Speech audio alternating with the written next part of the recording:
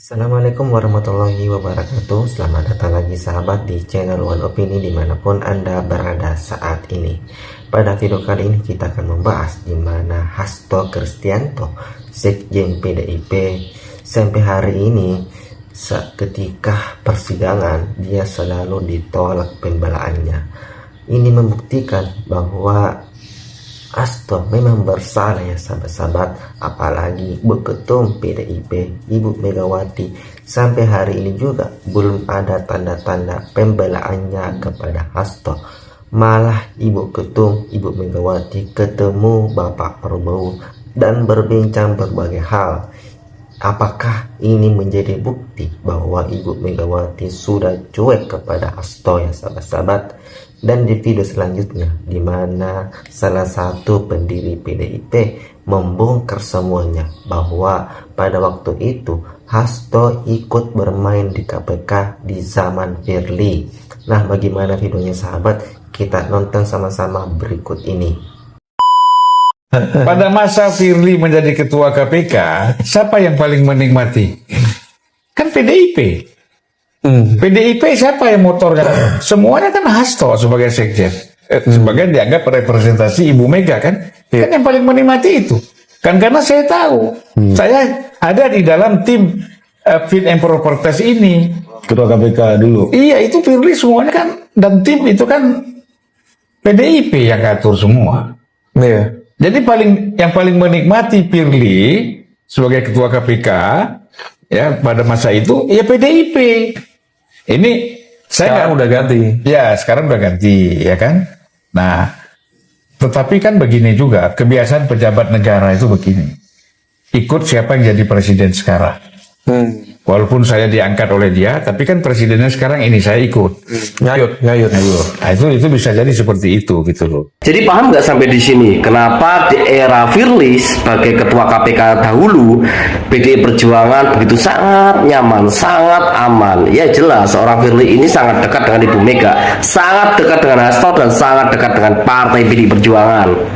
Jarang sekali bahkan tidak nyaris terdengar ya ada oknum yang ditersangkakan dari PDI Perjuangan. Faktanya seperti itu.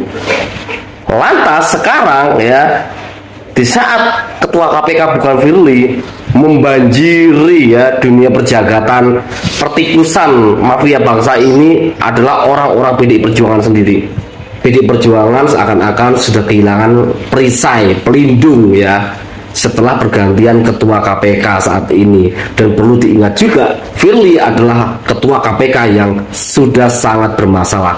Bahkan pada waktu itu disinyalir Firly juga bermain-main ya di dalam suatu penyuapan oleh para oknum-oknum ya, yang sudah ditetapkan sebagai tersangka ataupun yang akan ditetapkan sebagai tersangka. Itu faktanya seperti itu.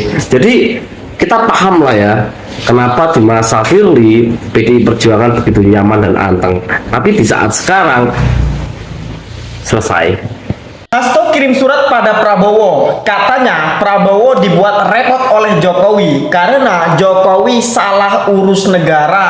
Waduh, Hasto ini sudah mulai menjilat karena dirinya tidak bisa lepas dari jeratan hukum. Maka dari itu bagaimana caranya agar dirinya dekat dengan pejabat ataupun penguasa, sehingga dirinya sekarang mulai menjilat Pak Prabowo, bahkan menjelek-jelekan Pak Jokowi. Pertanyaannya, selama ini Hasto kemana? 9 tahun berada di pemerintahan, kenapa diam? Kenyataan pahit harus dirasakan oleh Hasto Kristianto setelah eksepsinya ditolak di pengadilan.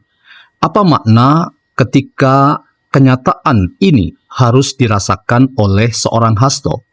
Ada 2 catatan. Yang pertama, Hasto harus fokus pada persoalan ini sebagai persoalan hukum dan tidak selalu ingin menggeser bahwa persoalan ini adalah merupakan persoalan politik yang membuat ia dikorbankan oleh kekuasaan yang sedang berkuasa atau oleh tangan kotor yang ia tuduhkan itu berasal dari mantan presiden, yaitu Jokowi yang masih terus ingin berkuasa dan ingin mengacaukan tatanan politik dan demokrasi di tanah air kita.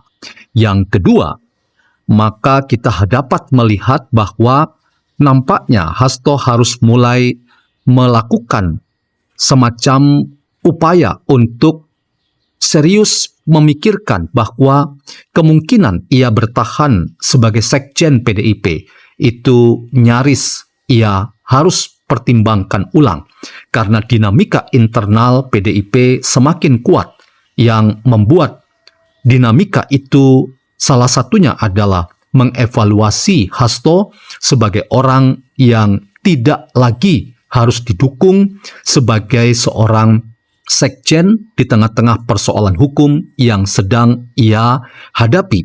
Setidaknya itulah gambaran dari pertemuan di antara Megawati dan Prabowo bahwa Hasto harus fokus pada persoalan hukumnya dan pada waktunya ia akan tereliminasi sebagai sekjen untuk digantikan oleh orang lain yang lebih tepat untuk menggerakkan roda organisasi Partai Demokrasi Indonesia Perjuangan.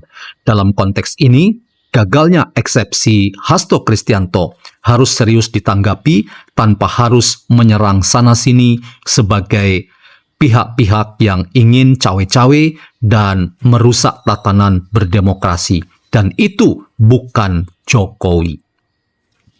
Sekjen PD Perjuangan Hasto Kristianto menyeret nama Presiden ke-7 Joko Widodo saat membacakan eksepsi atas dakwaan kasus suap pergantian antar waktu anggota DPR untuk Harun Masiku dan perintangan penyidikan. Hasto mengaku menerima ancaman akan ditersangkakan jika PD Perjuangan memecat Jokowi. Hal itu disampaikan Hasto saat membacakan nota keberatan atau eksepsi di Pengadilan Tipikor Jakarta Jumat 21 Maret 2025. Mulanya, Hasto mengaku menerima intimidasi sejak Agustus 2023 hingga masa pemilu 2024. Dia diintimidasi menurutnya karena kritis kepada penguasa saat itu atau Jokowi. Hasto mengklaim puncak intimidasi yang dia terima terjadi saat PD Perjuangan memecat Jokowi. Dia mengatakan keputusan itu membuat kasus Harun Masiku dikaitkan dengan PD Perjuangan dan dirinya. Dia mengatakan berbagai tekanan juga terjadi pada proses penyelidikan hingga tahap pelimpahan berkas kasusnya. Dia mengatakan ada utusan yang mengaku disebutnya pejabat negara meminta dirinya mundur dari sekjen serta tidak boleh memecat Jokowi atau dirinya akan menjadi tersangka. Dia mengatakan ancaman itu menjadi kenyataan. Dia pun ditetapkan menjadi tersangka saat malam Natal 2024. Dia mengatakan tekanan juga diterima partai lain yang menggunakan hukum sebagai instrumen penekan. Dari eksepsi Hasto ini menurut saya hanya narasi penuh imajinasi. Apa alasannya, Bang? Saya beber satu persatu. Pertama, soal Hasto mengklaim dia menjadi tersangka karena kritis kepada Jokowi. Menurut saya ini hanya asumsi Hasto sendiri.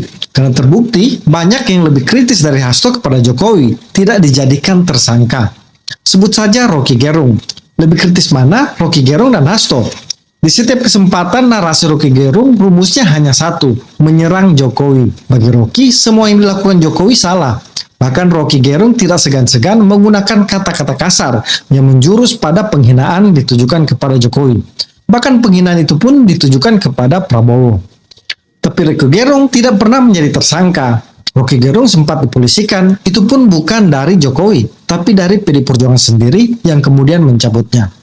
Tapi Rocky Gerung hingga saat ini tidak pernah menjadi tersangka, apalagi terdakwa seperti Hasto. Belum juga Faisal Assegaf, mulutnya sama kotor dengan Rocky Gerung, yang terus menghina Jokowi dan keluarganya. Ada juga Amin Rais, yang kritikannya kepada Jokowi dan keluarganya sudah kelewatan, sampai menyebut Jokowi antek Cina dan Jokodok dan lain-lain. Ada juga Ferry Amsari CS yang menjadi aktor film Dirty Vote. Hingga sekarang, Ferry Amsari dan kawan-kawan masih keras mengkritik Jokowi dan keluarganya, tapi tidak pernah menjadi tersangka. Jadi bagi saya, klaim Hasto bahwa dia karena kritis kemudian menjadi tersangka gugur, atau tidak punya dasar sama sekali. Kedua, Hasto mengklaim karena dia ditarget, maka kasus Harun Masiku dikait-kaitkan dengan dirinya dan PD Perjuangan. Hasto mungkin lupa, namanya sudah disebut sejak 2020 terkait dengan Harun Masiku.